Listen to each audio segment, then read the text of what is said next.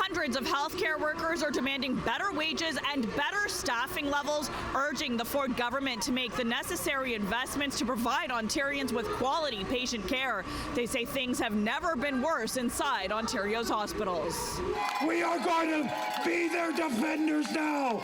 A loud cry for the Ford government to take action and fix what healthcare unions are describing as a system in crisis. It's the worst I've seen in my 25 years. Holding banners, flags, and signs, hospital workers rallied outside the Sheridan Centre in Toronto, where inside negotiations were taking place. The Ontario Council of Hospital Unions bargaining for better pay and a 5% funding increase to establish staff to patient ratios.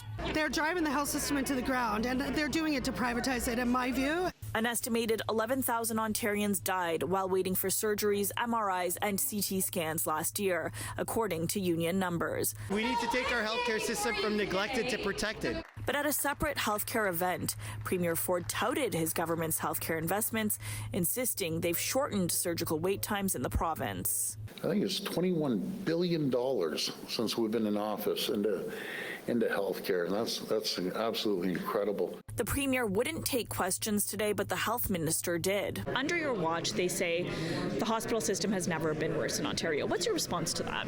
Well, I think the numbers actually show a very different story. You know, we have invested in our healthcare system, whether it is 50-plus capital builds that are in development right now. They say that the healthcare system is in crisis. Would you acknowledge that?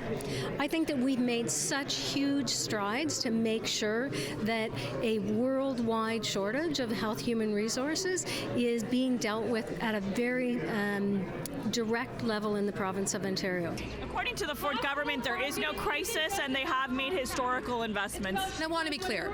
Ford's math is not mathing. Our healthcare system is one of the greatest in the world, and this government is starving it. It is also about where they're spending the dollars. They're hemorrhaging money out of our public healthcare system, out of our operating rooms, out of our emergency rooms, into private corporate pockets. The unions are also calling on the Ontario Hospital Association to advocate for their employees instead of accepting what they call government underfunding and expecting employees to fall further behind inflation.